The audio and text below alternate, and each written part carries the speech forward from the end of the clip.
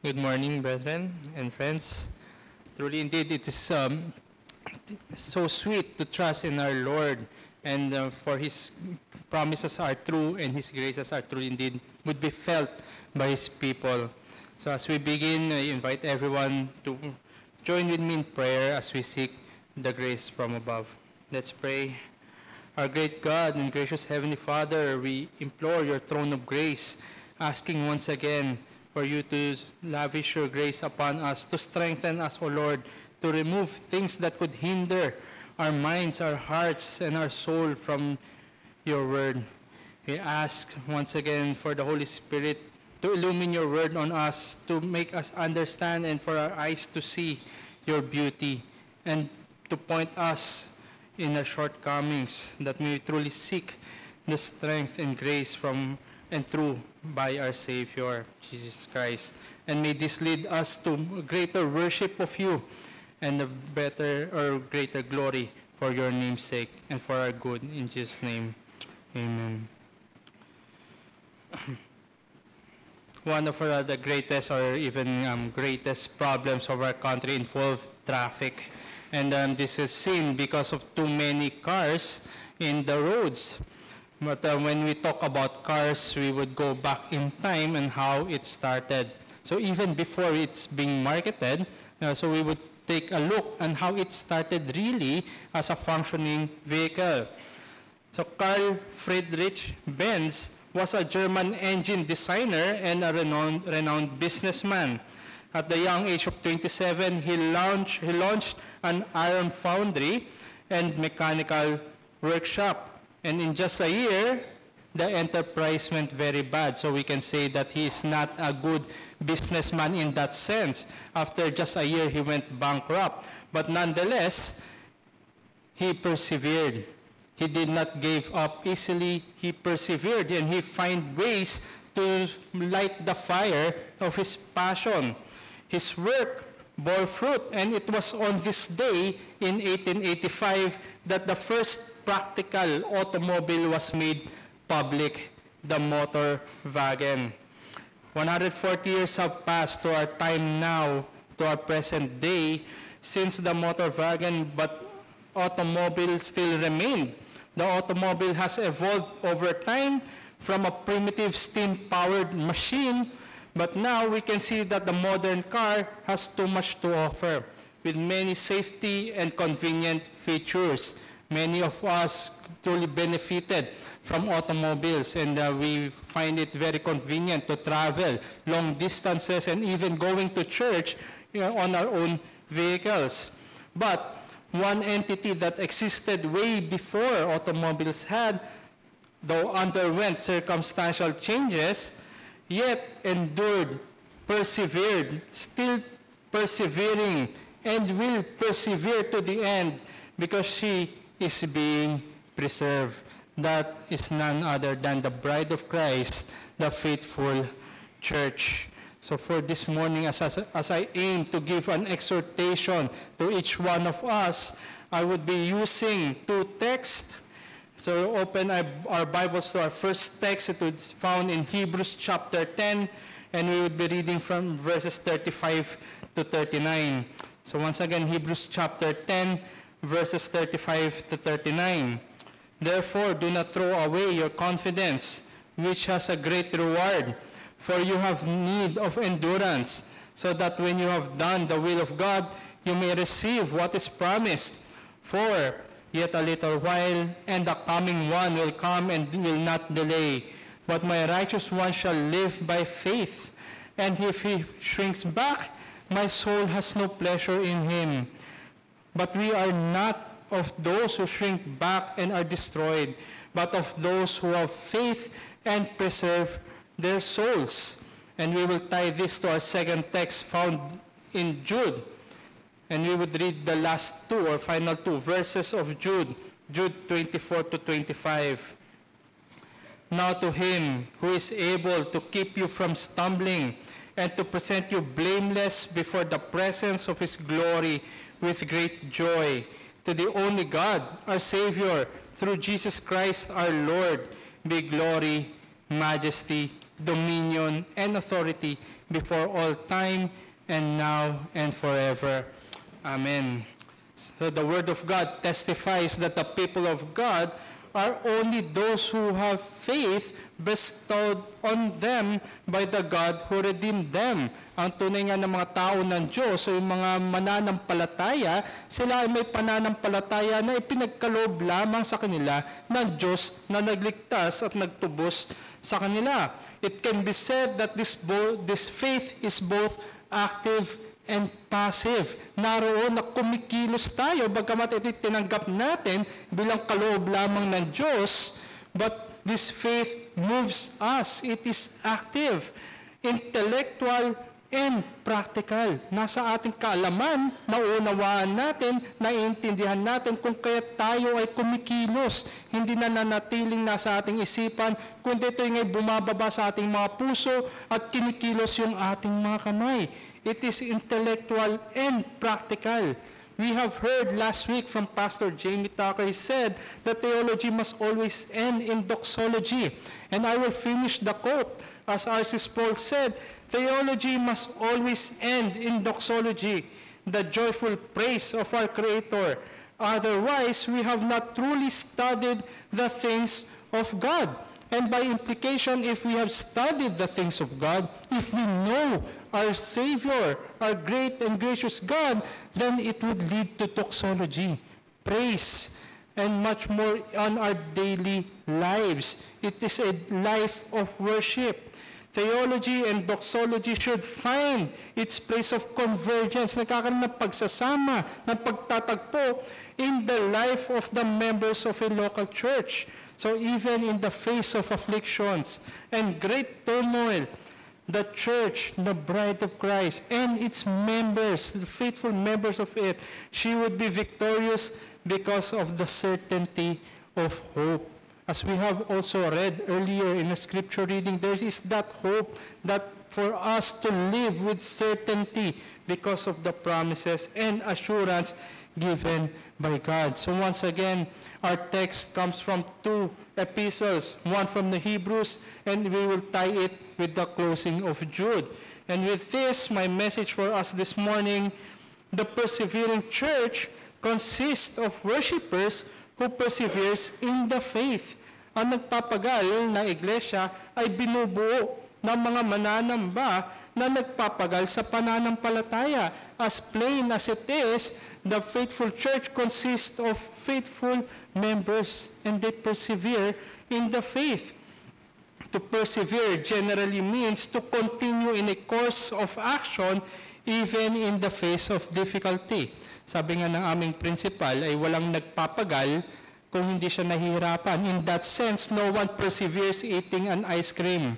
But a perseverance involves something that is opposed to us. Maybe it is sin that hinders us or something that we are not accustomed with. To persevere, it means continuing in that course of action, even in the face of difficulty. Thus, a persevering church continues to make great efforts to obtain something that it looks forward to receiving. Sapagkat may katiyakan ang tagumpay ng iglesia at totoo ang kanyang makukuha sa magpawalang hanggan, ngayon ay siya nagpapagal sa kanyang pamumuhay. Siya nagpapagal in spite of all that afflictions. Church is the gathered assembly of the redeemed, both individually as a Christian, as a member, and corporately as a church. Persevering is a must, and two facets of it shall be clear to every one of us. Dapat maging malinaw sa bawat miyembro ng lokal na iglesia ang dalawang aspeto ng pagpapagal. Perseverance of the saints, yung pagpapagal ng mga mananampalataya, at ang nasa likod nito ay ang preservation of God, ang pag-iingat at pananatili ng Diyos sa bawat mananampalataya. In that sense, we persevere as saints because God preserves us for His glory.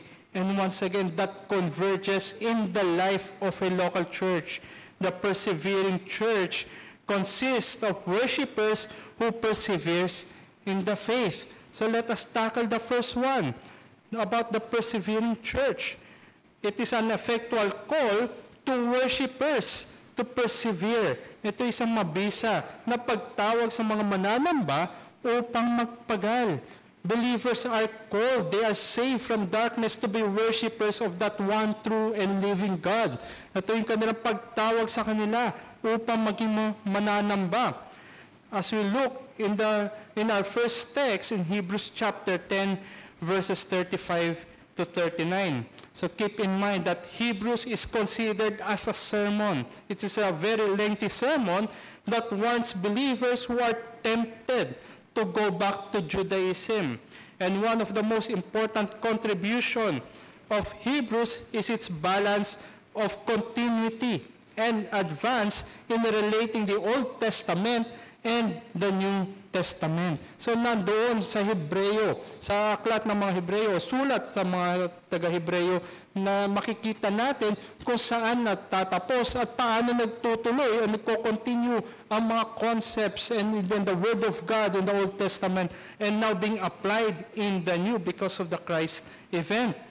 Hebrews argues for the superiority of Christ and His saving work, and the author of Hebrews presents and develops Old Testament themes through God's redemptive plan. Hindi na tatapos sa lumang tipan lamang. At huwag nating isipin na ibang-iba ang lumang tipan sa bagong tipan, kundi naroon ang sakatuparan ng mga concepts sa lumang tipan at makikita ito dahil sa ating Panginoon. So as we go through our text in verse 35, it says, "Therefore, do not throw away your confidence, which has great reward."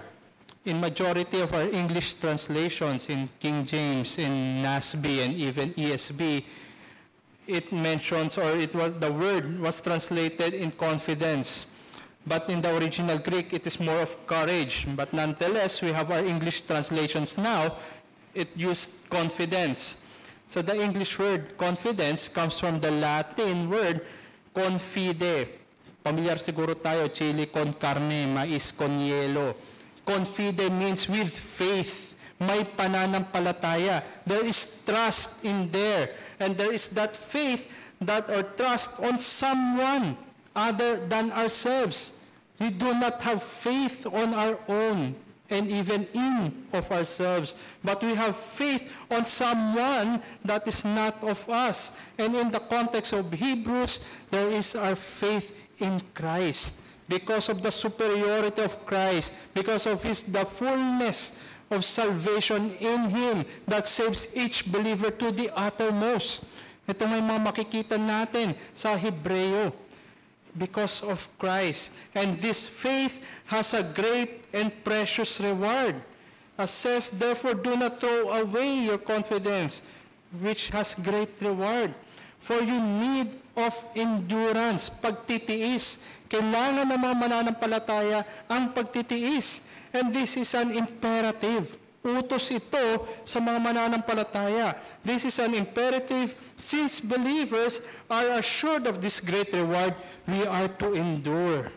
Because of that certainty of that great reward, we have and we must endure. So that when you have done the will of God, you may receive what is promised.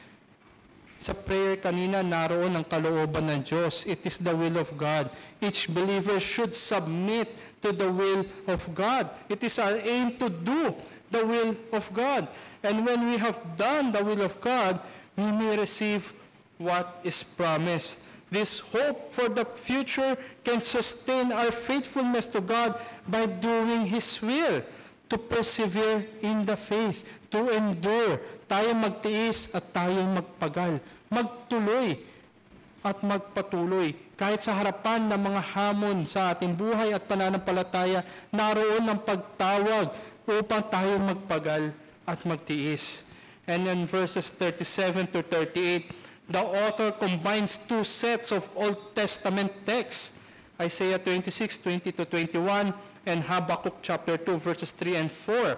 But through the lens of redemptive history, yung kasaysayan ng pagtutubos ng Diyos sa mga makasalanang tao na naroon ang bawat isang mananampalataya, and through that lens, this points us to the application by faith of the person and work of Christ. what Christ has done, who Christ is. It is applied by faith to those who believe. But we are not those who shrink back and are destroyed, as mentioned in verse 39, but of those who have faith and persevere their souls and preserve their souls. Notice the change of the pronouns. We are not like those, but we. Naroon yung pagkakaiba. A different set of people, and now we, yung kinakausap ng author ng Hebreo, we do not shrink back. But we have that faith and preserve our souls. The author positively exhorts believers to the very comforting promise and blessing of the assurance of God. So naroon parati ang pangako ng Diyos na ito may katiyakan sapagkat ito'y kanyang binibigay dahil sa ating Panginoong Hesukristo. May katiyakan. Ito'y nagbibigay ng encouragement sa bawat mananampalataya. And as we are commanded to persevere, that is why perseverance is the believer's responsibility. Meron tayong tungkulin, meron tayong dapat gawin, at ayun ay ang pagpapagal. The call for enduring faith is a characteristic of the people of God because they have been saved and redeemed and will not suffer eternal condemnation. Ito yung realidad ng ginawa ni Jesus para sa mga makasalanan. At ito yung kumaliwanag sa atin ng Ebanghelyo, lalo pang nagniningning ang mga pangako ng Diyos. At ito'y nahihimok tayo upang magpagal at magpatuloy. Exhaustion in life can easily weigh us down. Nakakapagod, lalo na sa harap ng maraming pagsubok, nakakapagod. Tempting us to throw in the towel and give up the race. Maraming iba sa atin ay nasasabihan na, ayoko na. Suko na ako. Ngunit ang sabi sa atin, tayo magpatuloy. But the comforting testimony of Scripture encourages believers to press on and persevere because we are redeemed. Tayo tinubos. Ano pa ba ang pwedeng maghiwalay sa atin sa kaligtasan? Ngayon pa ba tayo susuko sapagkat may katiyakan na naghihintay sa ating magpawalang hanggan? The people of God, indwelt by the Holy Spirit, will not lose heart and instead are encouraged and assured. Binibigyan tayo ng katiyakan. Binibigyan tayo ng encouragement, ng paghihikayat, na sa ganun, dahil sa patutuo ng banal na Espiritu, we endure, we persevere because of that surety of that assurance. They will not shrink back because of their Lord, and they will persevere because of their Savior. Naroon, lalo natin nakikita yung majesty ng ating Panginoon. Paul said in one of his last letters in 1 Timothy chapter 6, verse 12, it says, "Fight the good fight of the faith. Take hold of the eternal life to which you were called, and about which you made the good confession in the presence of many witnesses." This is an exhortation, and this is an encouragement that every believer should fight that good fight of faith. Gaano man kahirap, gaano man yung mga pagsusubok sa ating buhay at pananampalataya, we must fight that good fight of faith, not only as a testimony for the glorious grace of God, but as an encouragement for those who are outside of Christ to see salvation. Kaya napakabigat, oo mabigat mga kapatid, ngunit ganun pa man, naroon ng katiyakan ng kaligtasan. Believers must take hold of that hope. We must work out in strengthening, cultivating, and exercising our faith to remain faithful to God. And if we fail to persevere, we will definitely fall away. Napakadaling tumalikod sa totoo lang. Napakadaling sumuko sa pananampalataya kung magiging honest lang tayo sa ating sarili. That is why we must ask ourselves, nasaan ba tayo? Tayo ba yung nasa grupo na tumatalikod? O tayo ba yung nasa grupo na we are not those na sinabi sa verse 39? Keep in mind that there are no other people like the people of God. Hindi mo makikita yan sa society, kundi ibang-iba ang mga niligtas ng Diyos kumpara sa mga tao na nasa mundo. And in the face of afflictions, we do not shrink back and be destroyed, but instead, we persevere and being preserved. As God led the path of the believer to the community of the redeemed, iba-iba man yung naging landas natin, ngunit tayo tinubos na Diyos at pinagbuklod-buklod sa isang iglesia. We are gathered together in a church. The church too must persevere in the faith and not shrink back to be a faithful testimony to that great reward God has promised and had already given us. J.C. Ryle says this, churches may decay and perish. Riches may make themselves wings and fly away.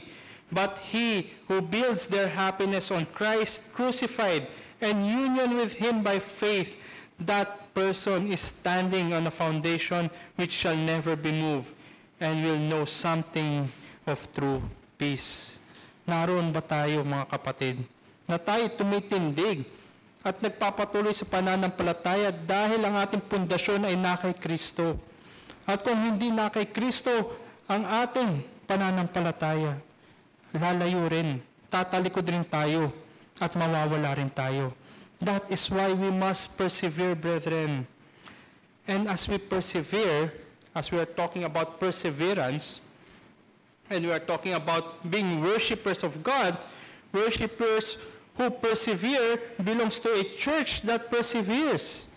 So we must ask ourselves, what steps did we do in order to prepare ourselves to worship God today? Ano ba yung mga ginawa natin para maihanda yung ating buong diwa para magbigay ng pagsamba sa Diyos sa araw na ito? Kahit sa araw na lang na ito. Ano yung mga ginawa natin kahapon? In-exhaust ba natin ang ating sarili nang sa ganun ay wala nang natira sa atin ngayon?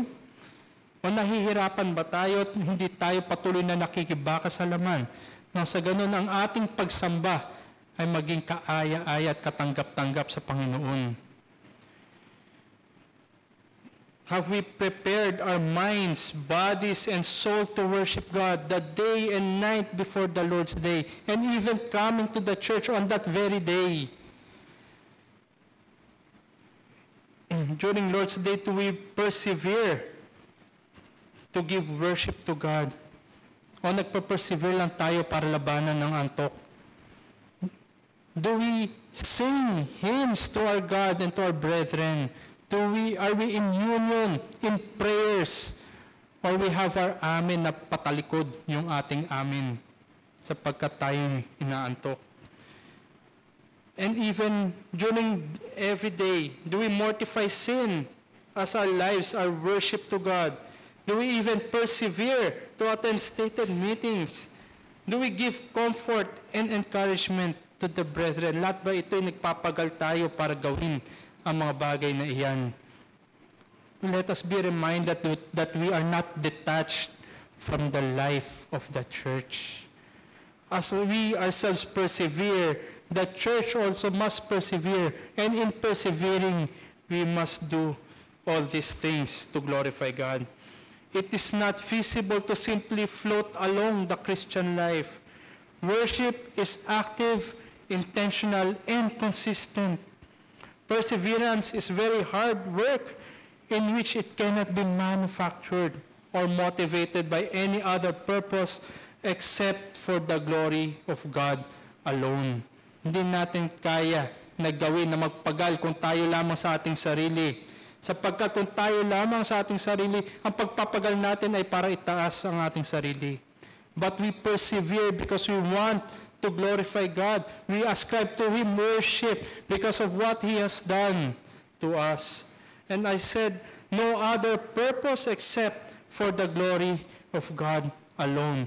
That is why a persevering Christian belongs to a persevering church as they worship God for the glory of God who preserves them. And that leads us to Jude. For the glory of God who preserves His worshipers. para sa kaluwalhatian ng Diyos na nagpapanatili sa kanyang mananamba. Jude writes, sulat si Jude, because certain people have crept in unnoticed. Ito yung sabi niya sa verse 4. May mga nakapasok o even nandoon na siguro sa iglesia na hindi napapansin, bringing with them false teachings and wicked lifestyle, perverting the grace of God, and with it is its logical application, life opposite of that grace. Dito sa verses 24 to 25, our modern Bibles have that word na nasa taas noon, doxology. Pastors frequently use this doxology as a liturgical term or liturgical form of dismissal at the end of church services, primarily because it is one of the most beautiful doxologies in the New Testament. Maraming doxology sa Bagong Tipan, typically sa mga sulat ni Apostol Pablo. Ngunit on a personal note, I really find this doxology in Jude very beautiful.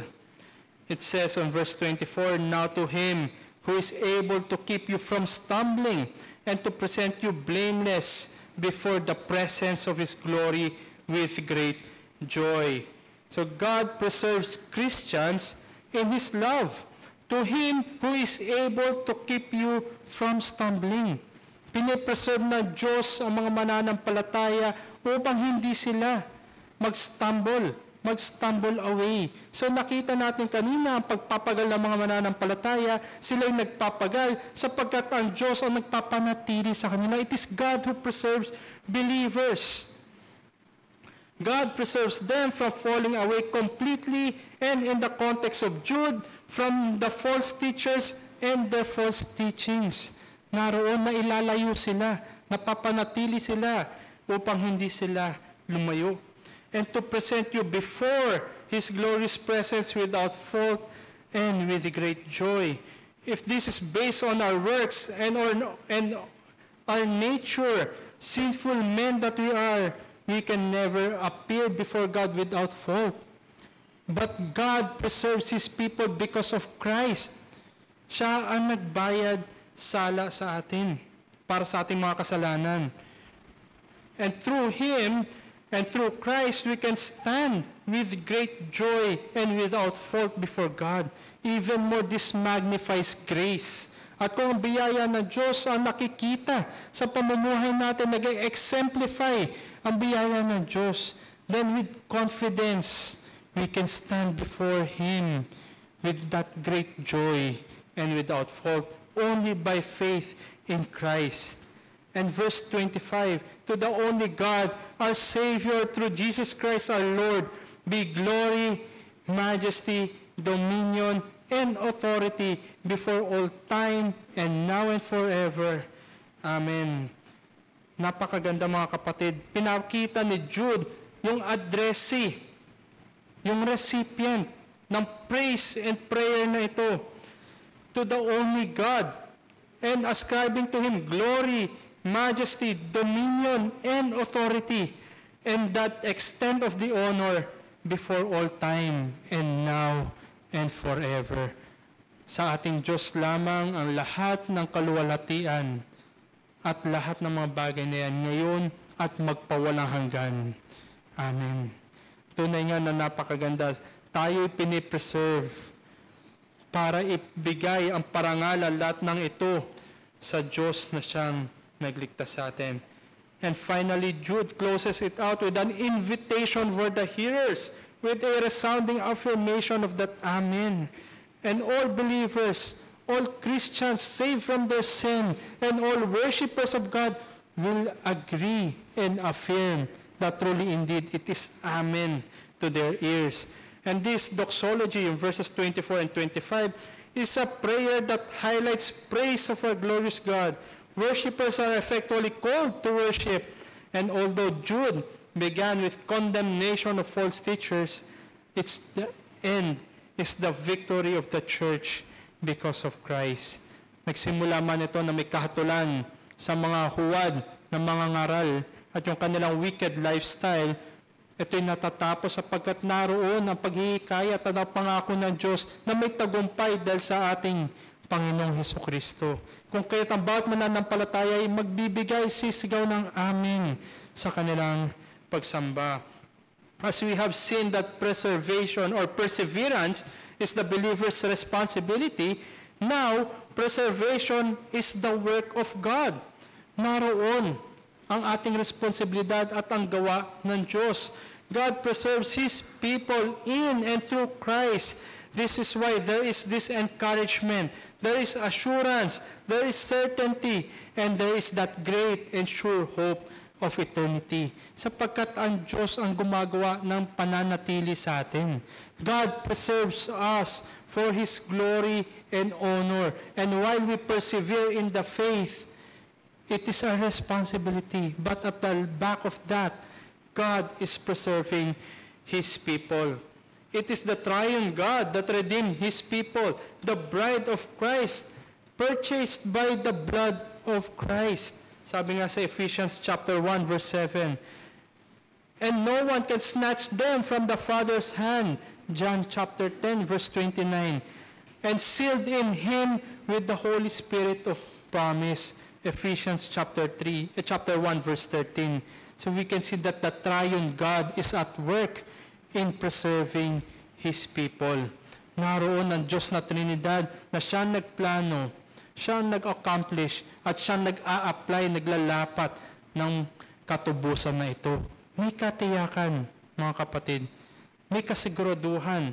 At ang pangako na ito, ang mga promises ng Diyos, founds them in reality and truth and all the amen in Christ. So while the people of God persevere in the faith, they will definitely persevere because it is God who preserves His church for His glory. Sigurado yan, tiyak yan, at yan ay gawa ng Trinidad na Diyos. At kung tayo nanghihina at tayo nanlilit as we were being shrink back to fall away from the faith, isa sa mga inaalala natin at nagbibigay ng patotoo at patunay at encouragement at katiyakan sa atin ay Philippians chapter 1 verse 6. He who began a good work in you will be faithful to bring it to completion at the day of Jesus Christ. Lahat niyan mula sa umpisa hanggang sa uli may katiyakan sapagkat ang Diyos ang may gawa ng pananampalataya. And even as we go back to Romans chapter 8, yung golden chain of salvation, lahat ng iyan may kasiguraduhan at katiyakan once again because it is the work of the triune God.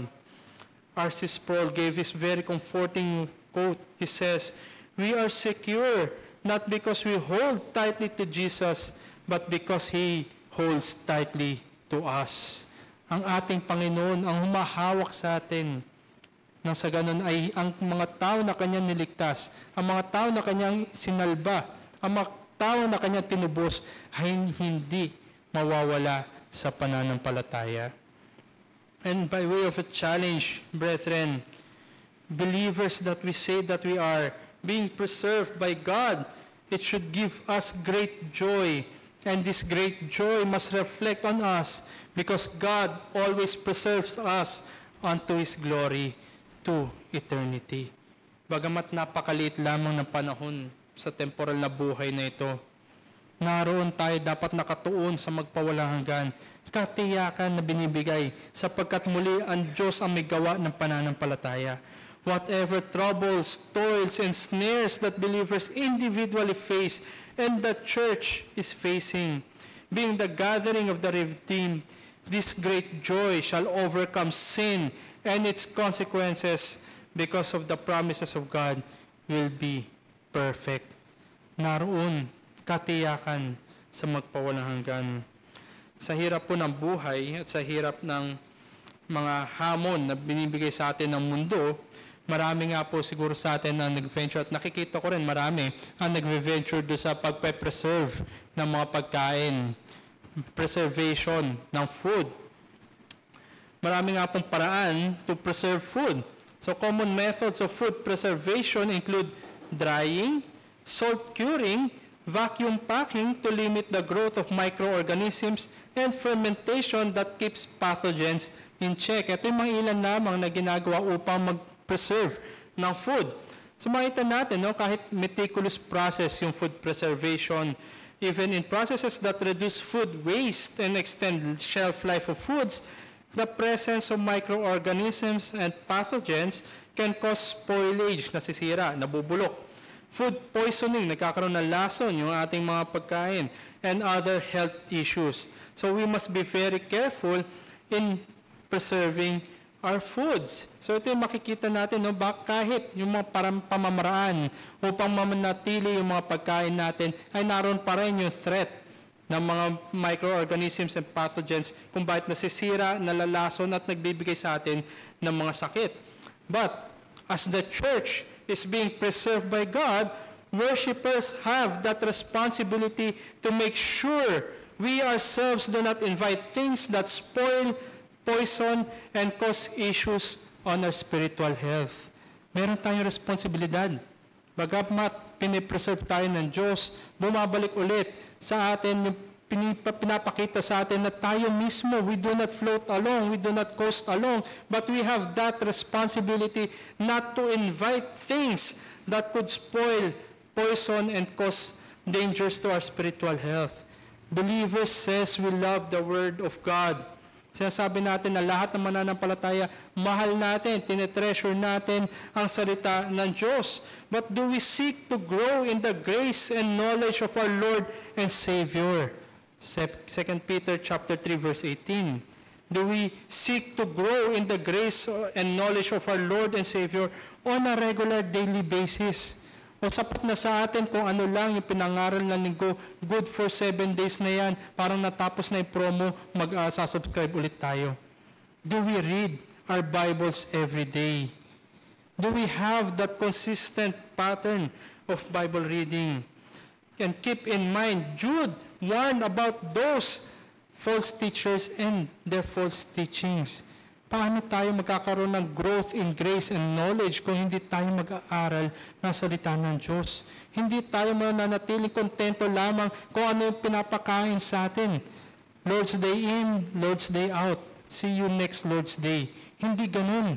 Kundi ang totoong mananampalataya ay dahil mahal niya salita ng Diyos, nakikita niya kayamanan na hindi natin ma-exhaust sa salita ng Diyos, at nakikita niya yung pangangailangan niya sa salita ng Diyos, ay araw-araw niyang babasahin, i-meditate ang salita ng Diyos.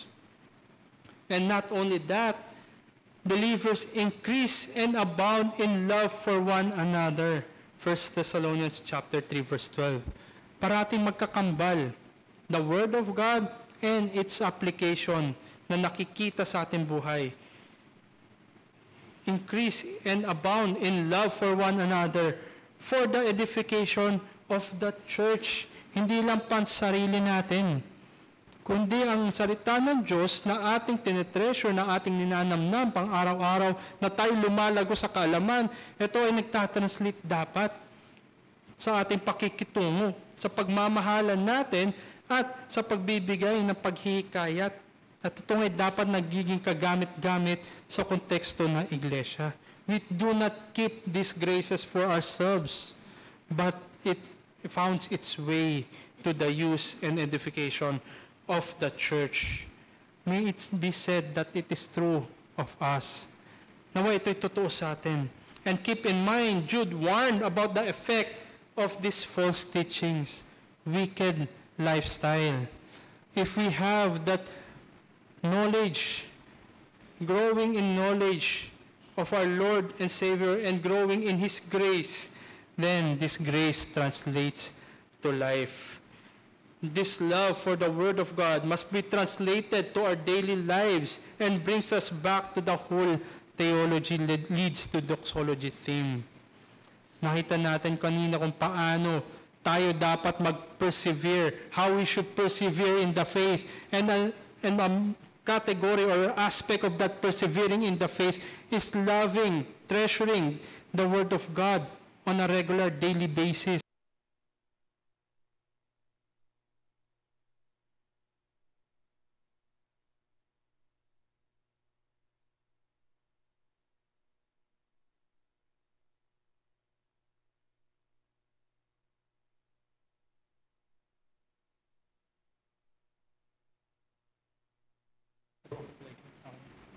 Yan.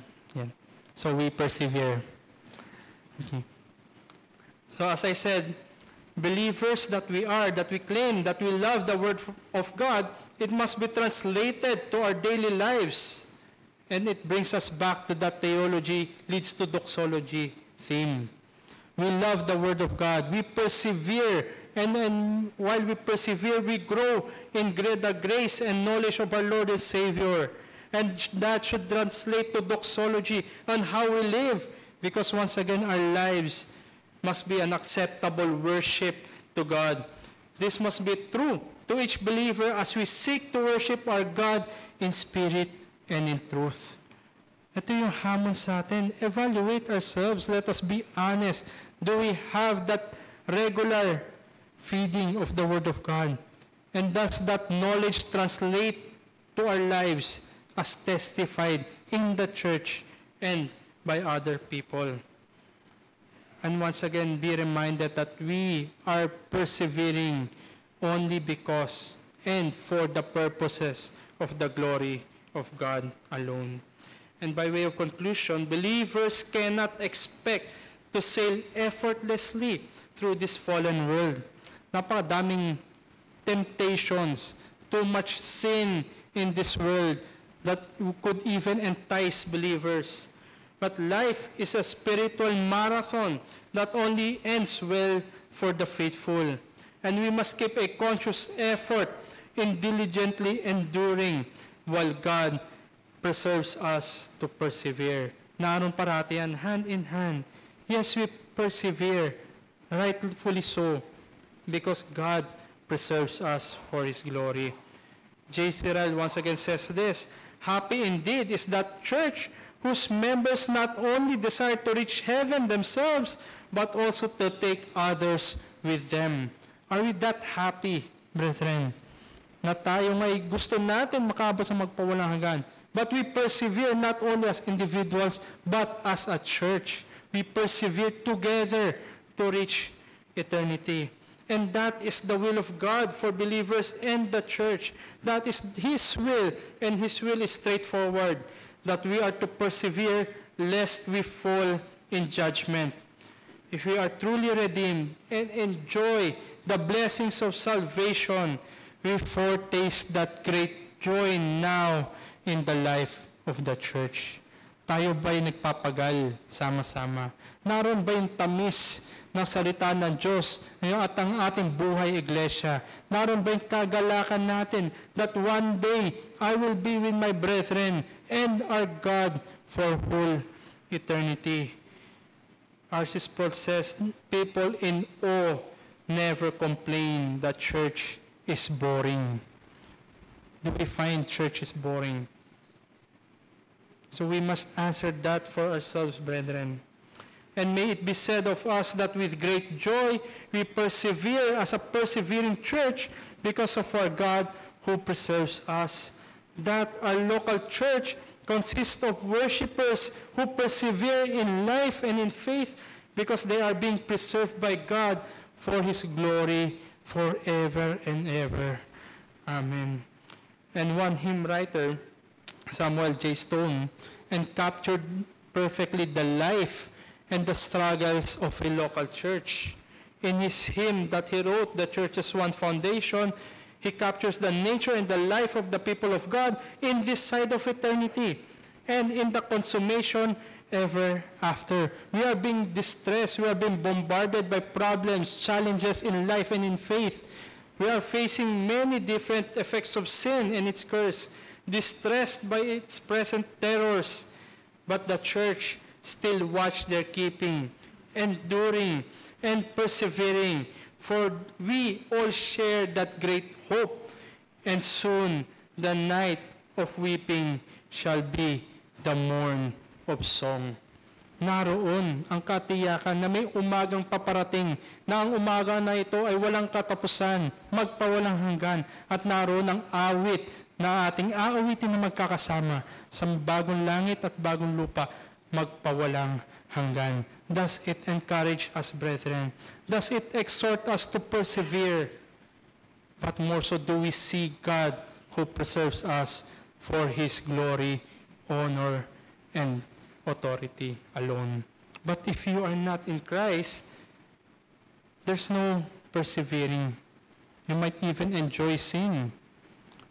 But you might see that you are being preserved for one and one reason alone, for greater judgment, even greater judgment in eternity. So may it be that God reach the mercy, His mercies reach you if you are still not in Christ, to enjoy all this persevering because He alone preserves us for His glory.